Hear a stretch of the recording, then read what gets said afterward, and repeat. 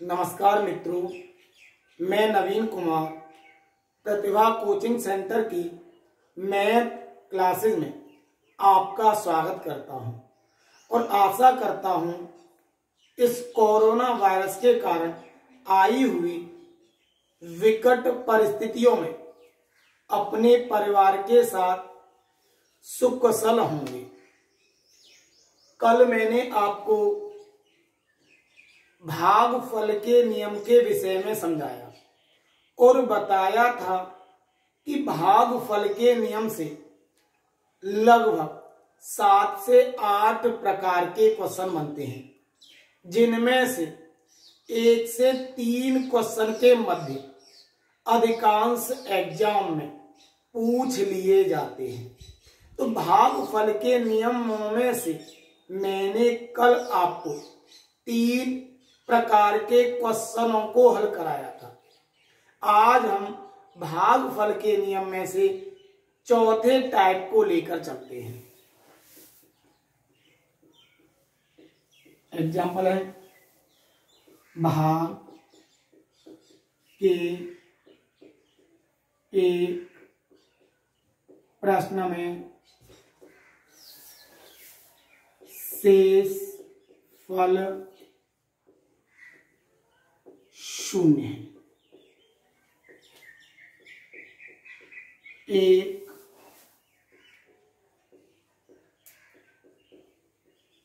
विद्यार्थी को 12 से भाग देने को कहा गया, लेकिन उसने गलती से 21 से भाग दे दिया और भागफल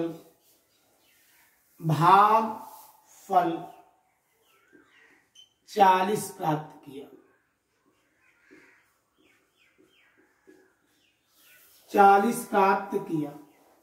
सही भागफल क्या हो? सही भागफल क्या होगा? देखो, भाग हमें किससे देना था? 12 से देना था, लेकिन किससे दे दिया? 21 से दे दिया। जिससे भाग दिया जाता है क्या कहा जाता है? भाजक कहा जाता है। भाई शेष फल तो उसने पहले ही 0 बोला है और भागफल कितना प्राप्त हुआ है? 40। तो यही प्रारूप होता है भाई। भाजक कितना हो गया? 21। भागफल कितना आया? 40। और शेषफल क्या है? 0। यही है भाई। अगर भाजक की गुणा भागफल में कर दें और शेषफल को ऐड कर दें तो यही संख्या प्राप्त होगी। तो संख्या क्या हुई? 21 गुणा 40। अब ये हमारी संख्या हो गई। संख्या में हमें भाग किससे देना था? 12 से देना था। 12 से भाग दे दिया। 3 से गया 7वां, 3 से गया 4वां, 4 से गया 10वां, 10 सत्ते 7।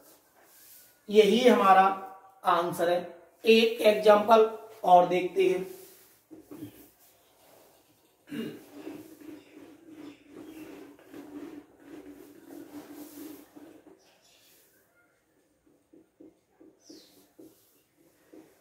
भाग के एक प्रश्न में शेष फल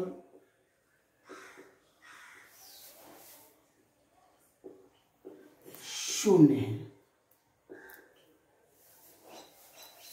एक विद्यार्थी को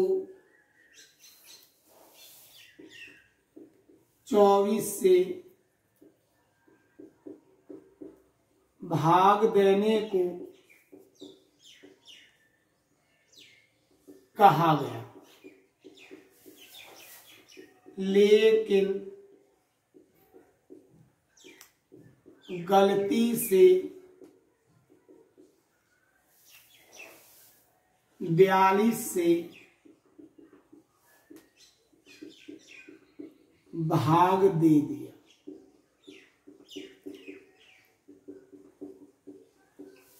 और भागफल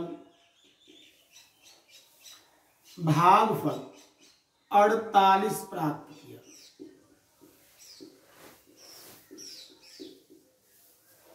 सही भागफल क्या हो? यही बोला भाई, सही भागफल क्या हुआ। प्रश्न क्या है, भाग के एक प्रश्न में शेषफल 0 है। एक विद्यार्थी को 24 से भाग देने को कहा गया, लेकिन गलती से 42 से भाग दे दिया और भागफल 48 प्राप्त किया। अगर भाजक गुणा भागफल कर दें तो संख्या आ जाएगी। इस समय भाजक कितना है, 42 है, भागफल कितना है, 48 है। रियल में भाग किससे देना था, 24। जो भी आएगा वही हमारा आंसर होगा। देखते हैं भाई, 6 से काटा 4 बार, 6 से काटा 7 बार, 4 से काटा 12 बार और 12 सत्ते 84। यही हमारा आंसर होगा। तो इस प्रकार से जिनमें शेषफल 0 होता है उन सवालों को हम आसानी के साथ हल कर सकते हैं। अब देखिए नेक्स्ट टाइप क्या होगा।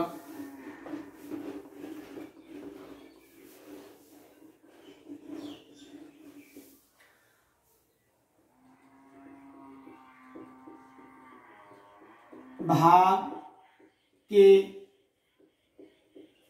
एक प्रश्न में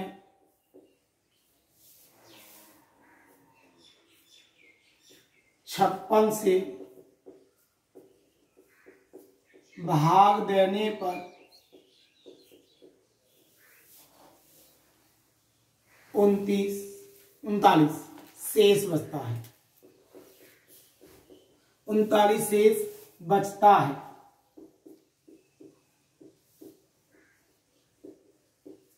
यदि उसी संख्या को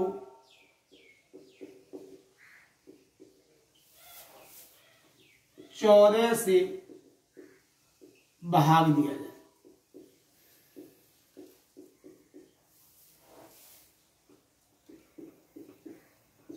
तो शेष क्या प्राप्त होगा।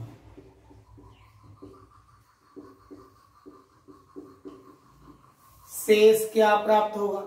और देखिए भाग किससे दिया हमने, 56 से।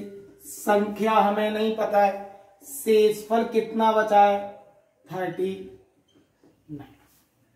अब देखिए करना क्या है भाई, एक बार जा सकता है, 2 बार जा सकता है, 3 बार भी जा सकता है, 4 बार भी जा सकता है। तो ये तो नहीं पता है भाई हमें कितनी बार जाएगा, और ना ही हम निर्धारित कर सकते। तो यहीं से सबसे पहले इसकी इसमें गुणा करेंगे। 56 एकन 56, 56 में कितना जोड़ दो, 39 को ऐड कर दो। 9 और 6 15, कैरी का 1 हो गया, 5 और 3 8, 8 और 1 9, 95 हो गया। अब 95 में किससे भाग दे दो, किससे भाग देने को बोला गया है, 14 से। 14 एकन 14, 14 दूनी 28, 14 ती 42, 14 चौका 56, 14 पंजे 70, 14 छिंग 84। कितना बचेगा, 11। यही हमारा आंसर होगा। अगर 1 ना करें 2 कर दें भाई, तो क्या हो गया 56 गुणा 2 प्लस 39 कितना हुआ 112। 112 में 39 को ऐड कर लो, 9 2 11 हासिल 1, 11 और 1 12, 12 और 3 15 कितना हुआ 151। अब 151 में किससे भाग देना है 14, कितनी बार जाएगा 10 बार, कितना हो गया 140, बचा कितना 11। इस प्रकार से हम इस प्रकार के क्वेश्चनों के आंसर आसानी के साथ दे सकते हैं। या इतना भी नहीं करना चाहते हो तो इतना ध्यान रखें। अब भाई आपका भागफल कितना, भाजक कितना था 56 और शेषफल कितना था 39, तो दोनों को ऐड कर दिया करो बस। दोनों को ऐड किया तो 9 और 6 15 हासिल 1, 5 और 3 8, 8 और 1 9। भाग किससे देना था 14 से। 14 छिंग 24 कितना बचा 11। यही हमारा आंसर है। हमेशा ध्यान रखें ये वाली संख्या होगी इससे पूर्णतः विभाजित होगी। अगर इतना भी नहीं कर सकते हो तो जो भी शेषफल था, शेषफल में किससे भाग दे दो 14, 14 दूनी 28 कितना बचेगा 11। यही हमारा आंसर होगा। एक एग्जांपल और देखते हैं।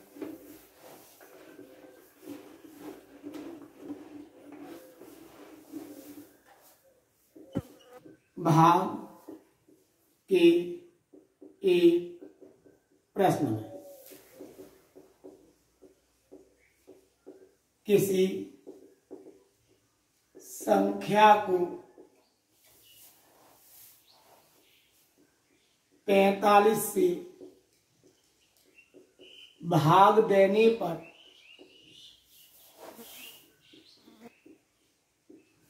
भाग देने पर 25 शेष बचता है। 25 शेष बचता है यदि उसी संख्या को 15 से भाग दें तो क्या शेष प्राप्त होगा। क्या शेष प्राप्त होगा। भाई सबसे पहले तो आप बेसिक समझिए 45 कितना शेष बचा है 25। एक बार जा सकता है, 2 बार जा सकता है, 3 बार जा सकता है, यही होगा भाई। ये संख्या निकलेगी 45 एकम 45 प्लस 25 कितना हुआ 70। अब भाग किससे देना था 15 से। 15 चौका 60, शेषफल कितना बचा 10। यही हमारा आंसर होगा। अगर 1 से ना करके 3 से करना चाहो भाई 45 तिया यानी कि 45 गुणा 3 शेषफल कितना है 25।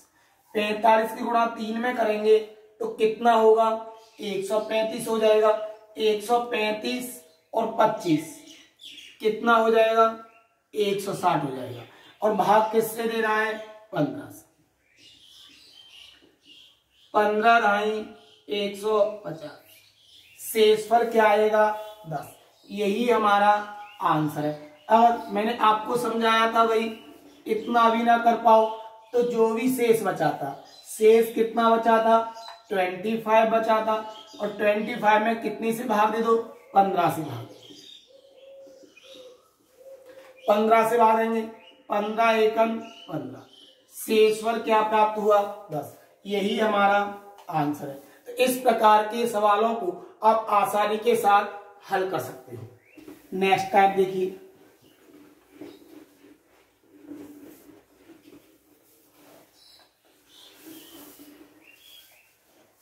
भाग के एक प्रश्न में किसी संख्या को 10 से भाग देने पर 9 शेष बचता है।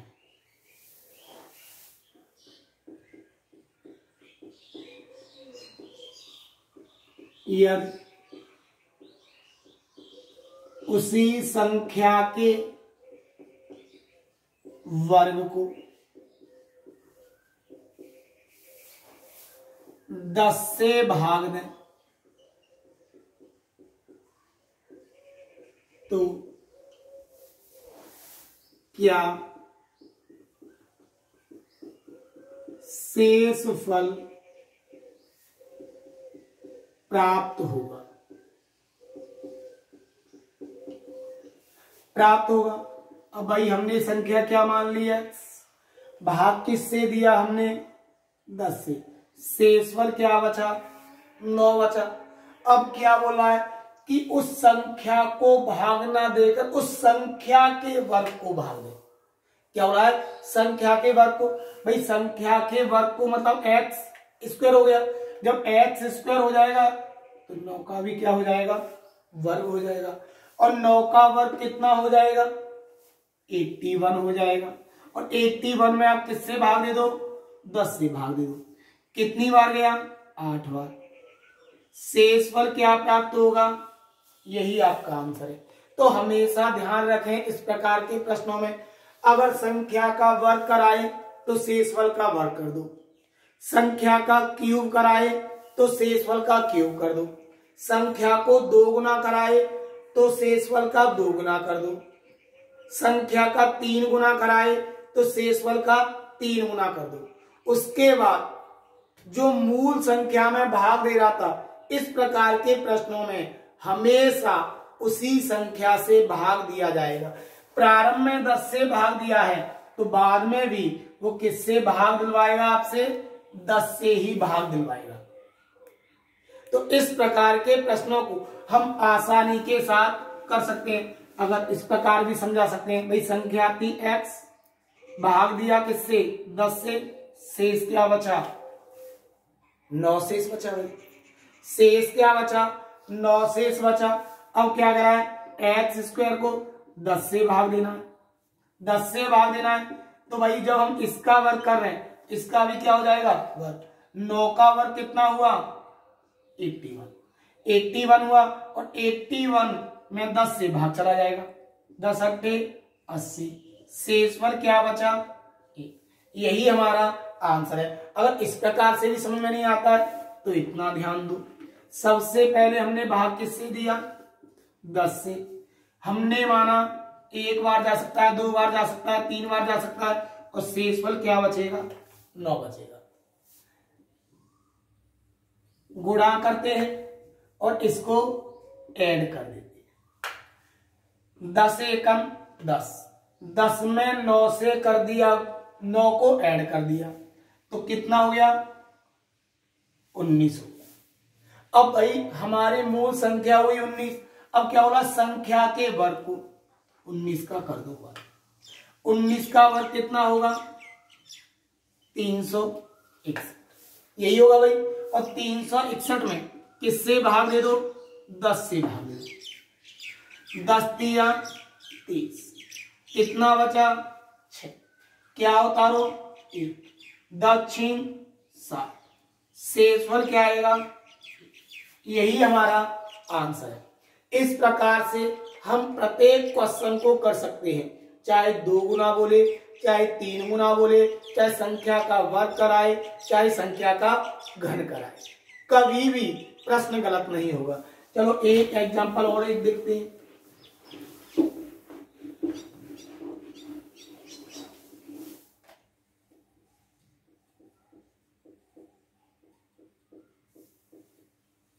भाग के एक प्रश्न में किसी संख्या को 8 से भाग देने पर 5 शेष बचता है।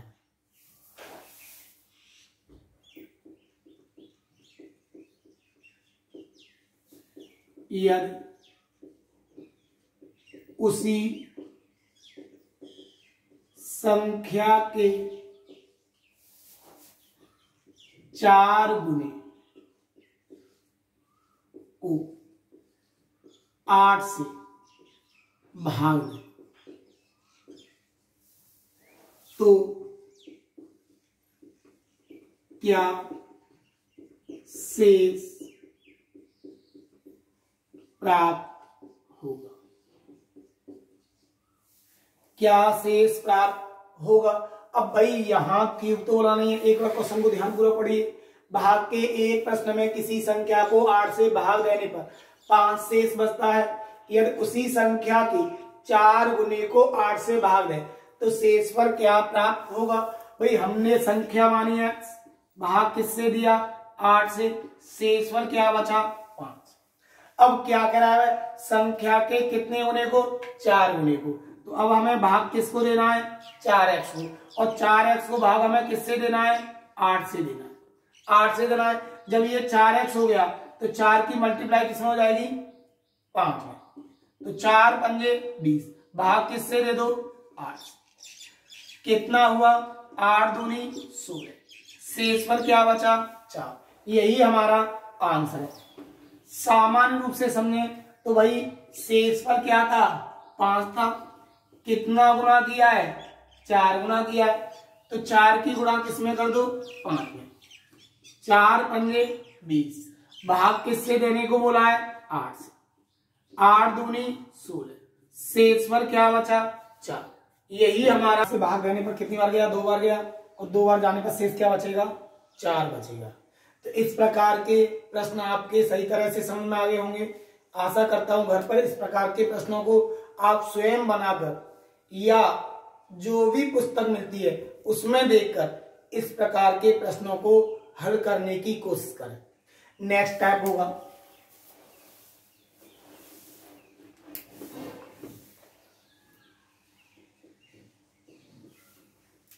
दो संख्याओं का अंतर। 2 संख्याओं का अंतर 1542 है।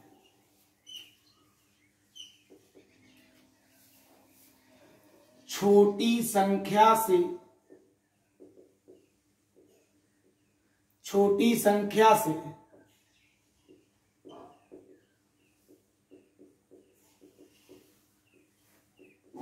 बड़ी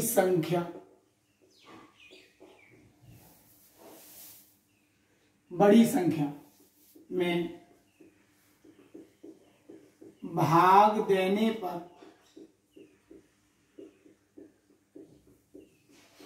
भागफल 6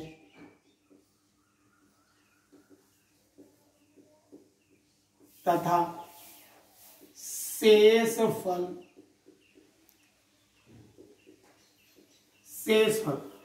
7 प्राप्त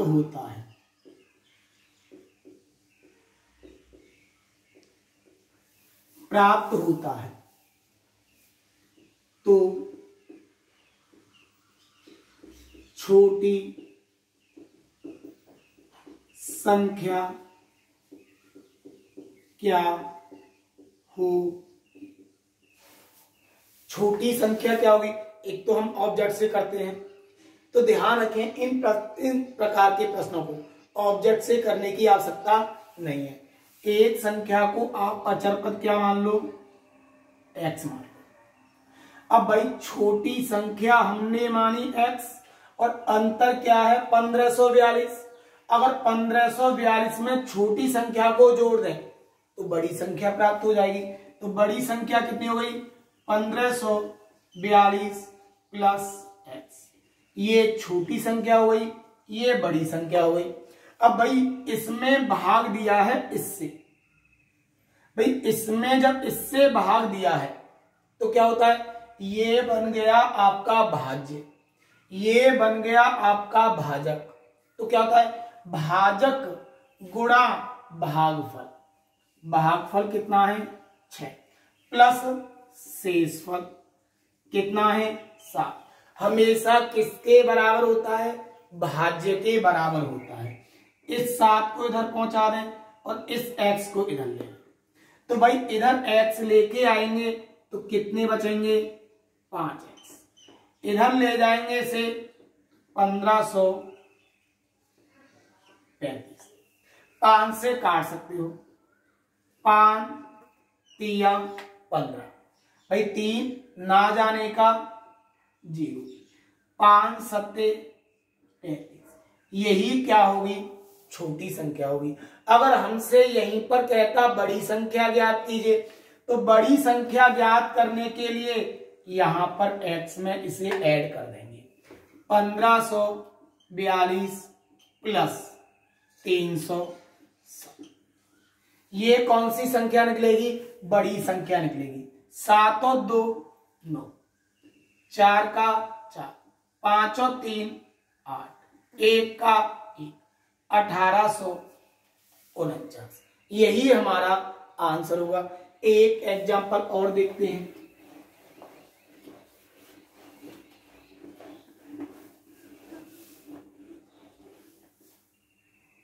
दो संख्याओं का योग, दो संख्याओं का योग 1862 है।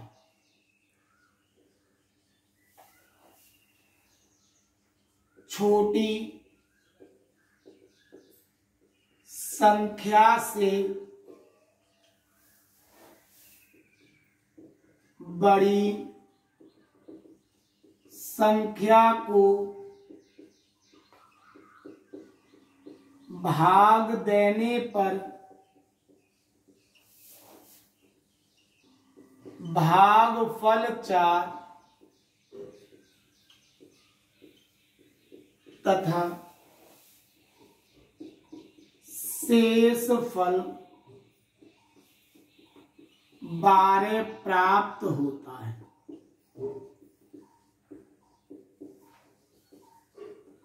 तो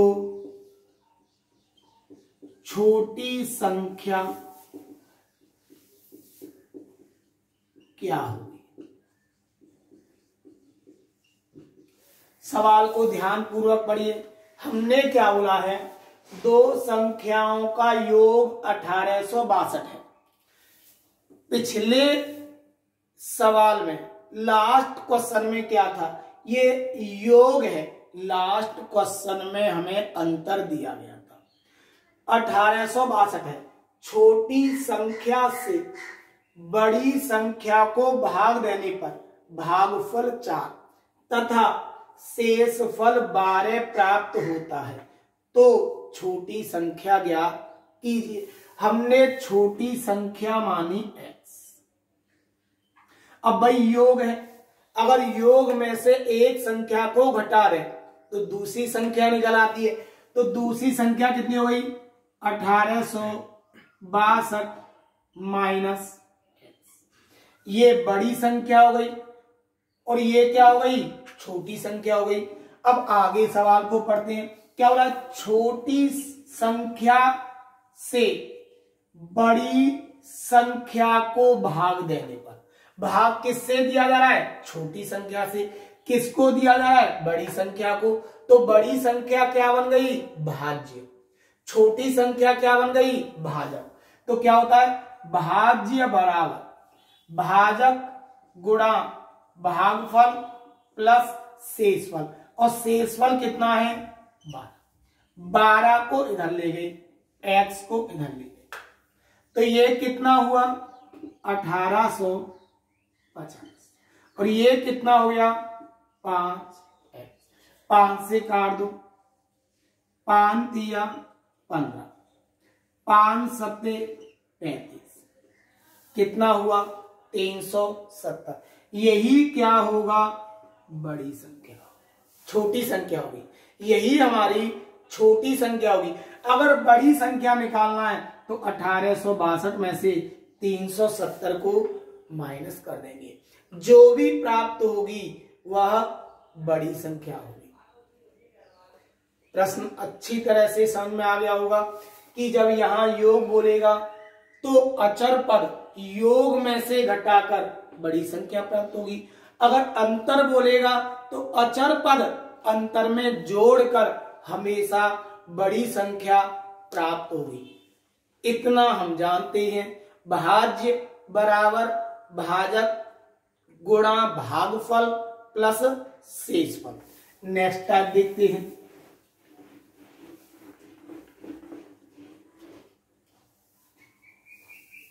नेक्स्ट टाइप देखिए, नेक्स्ट टाइप क्या होता है। अब जो नेक्स्ट टाइप है इसमें एक ही प्रश्न में से 3 प्रकार के प्रश्न पूछ लेता है। इस प्रकार के प्रश्नों का प्रयोग लासा मासा के चैप्टर में भी किया जाता है। यह कहता है एक संख्या दे देता है और बोलता है क्या जोड़ें, बोलता है क्या घटाएं, या बोलता है समीपतम, या बोलता है 5 अंकों की बड़ी से बड़ी, या बोलता है 5 अंकों की छोटी से छोटी। ये सभी प्रश्न एक ही प्रकार के होते हैं और एक ही प्रकार से हल किए जाते हैं। तो देखिए एग्जाम्पल है 1573 में छोटी से छोटी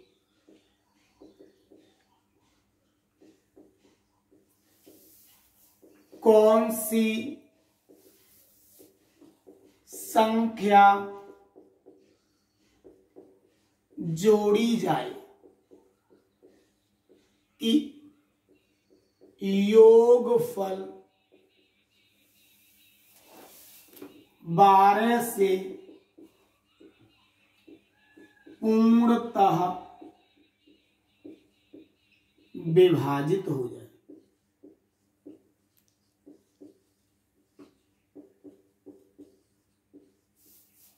पूर्णतः विभाजित हो जाए, भाई यही सवाल है। अब यहां पर वो जोड़ने को बोला है, यहां पर वो घटाने को भी बोल सकता था। क्या घटाया जाए, या यहीं पर समीपतम भी बोल सकता है। समीपतम, अब समीपतम बोलेगा तो क्वेश्चन कैसा बनेगा, 1573 के समीपतम, फिर वहां छोटी से छोटी नहीं बोलेगा। 1573 के समीपतम 12 से पूर्णतः विभाजित होने वाली संख्या क्या होगी। जब घटाने को बोलेगा तो क्या बोलेगा, 1573 में से छोटी से छोटी कौन सी संख्या घटाई जाए कि घटाने पर प्राप्त संख्या 12 से पूर्णतः विभाजित हो जाए। तो ये एक ही प्रश्न के द्वारा तीनों प्रश्नों को समझाया जा सकता है। तो क्या थी 1573 थी, किससे बोला है, 12 से बोला है। 12 एकम 12, कितना बचे 3, 7 को उतार लिया, 12 तिया 36, कितना बचा 1, 13 को उतार लिया, 12 एकम 12, कितना बचा 1। अगर घटाने की बोले तो जो भी शेष फल है वही हमारा आंसर होगा। अगर घटाने की बोलता है तो शेष फल ही हमारा आंसर होता है। तो भाई घटाने के लिए आंसर क्या आ जाता, 1। ये हो गया घटाने के लिए। अब बात करते हैं, सवाल तो जोड़ने का बोला था भाई, तो शेष फल बचा 1, और हमने भाग किससे दिया था, 12 से, तो 12 में से इस 1 को माइनस कर दो। 1 को माइनस करने पर कितना बचेगा, 11। यानी कि भाजक में से शेष फल को घटाने पर जो भी प्राप्त होता है वही हमेशा जोड़ा जाता है। तो जोड़ने का बोला, इस प्रश्न का आंसर कितना आ गया, 11 आ गया। भाई घटाने की बोलता तो आंसर आता 1, जोड़ने की बोलता तो आंसर आता 11। अब हमसे क्या कहता, वो समीपतम भी बोल सकता था, तो यहीं पर समझो। तो भाई ये क्या था, 1573। अब 12 से कटने वाली संख्या 1 तो घटाने पर प्राप्त होगी और 1 11 जोड़ने पर प्राप्त होगी। भाई 1 को घटाएंगे तो 1572 हो जाएगा और 11 को जोड़ेंगे तो कितना हो जाएगा, 1584 हो जाएगा। अब खुद देखिए भाई, खुद समझिए, अब 1573 के ये संख्या नजदीक है या ये संख्या नजदीक है। अगर ये संख्या नजदीक है तो ये आंसर होगा और ये संख्या नजदीक है तो ये आंसर होगा। यहां तक चलने के लिए हमें 11 चलना पड़ रहा है और यहां तक चलने के लिए हमें केवल 1 चलना पड़ रहा है। भाई इधर 1 डग बढ़ना है और इधर 11 डग बढ़ना है, तो भाई नजदीक कौन सा होगा, 1572। यही हमारा आंसर होगा। एक एग्जांपल और देखते हैं।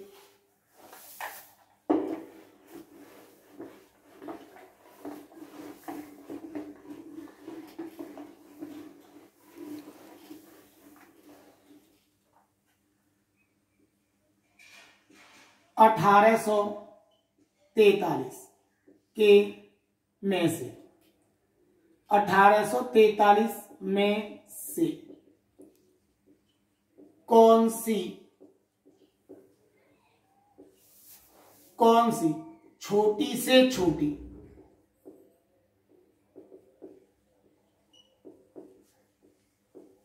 संख्या घटाई जाए कि शेष फल 14 से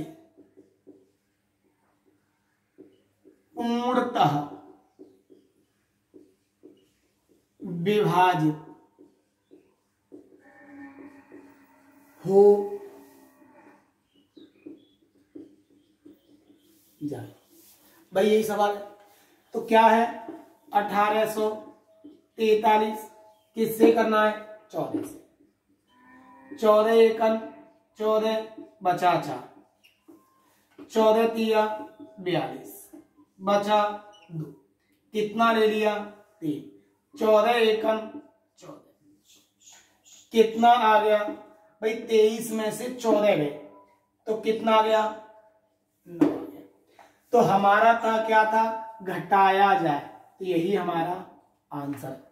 अगर यहीं पर बोल देता क्या जोड़ा जाए, तो जोड़ने के लिए भाई 14 में से 9 गए तो कितना आ गया, 5 आ गया। अगर बोलता किसकी, जोड़ने की, तो जोड़ने के लिए कितना आ जाता, 5 आ जाता। यही हमारा आंसर होता। अगर कहता समीपतम तो क्या है, 1843, एक तो घटा रहा है कितना, 9 और एक में जोड़ रहा है कितना, 5। अब भाई 9 घटाने पर नजदीक जाएंगे या 5 कदम चलने पर नजदीक जाएंगे, भाई 9 कदम चलने पर दूर जाएंगे और 5 कदम चलने पर नजदीक जा पाएंगे। 5 को ऐड कर दो, 1848, यही हमारा आंसर है। तो इस प्रकार से क्या जोड़ा जाए, क्या घटाया जाए या समीपतम, तीनों प्रकार के प्रश्नों को हम हल कर सकते हैं। नेक्स्ट टॉपिक में कल आपको भागफल के नियम में ही शेष फल वाले प्रश्नों को समझाया जाएगा। हमें घात दे दी जाती है, संख्याओं पर घात लगी होती है और नीचे एक संख्या दे दी जाती है और बोलता है कि शेष फल क्या प्राप्त होगा। तो यहां से एक प्रश्न प्रत्येक एग्जाम में पूछ लिया जाता है। कल मैंने आपको 2 क्वेश्चन होमवर्क के रूप में दिए थे। अधिकांश विद्यार्थियों ने अपने प्रश्नों का आंसर सही दिया है। केवल एक ही विद्यार्थी ऐसे थे जिनका एक प्रश्न गलत था। तो कोशिश करें अधिक से अधिक प्रश्नों के आंसर हम सही दें। तो आज के होमवर्क के रूप में पहला क्वेश्चन है 2145 को रोमन अंकों में लिखो।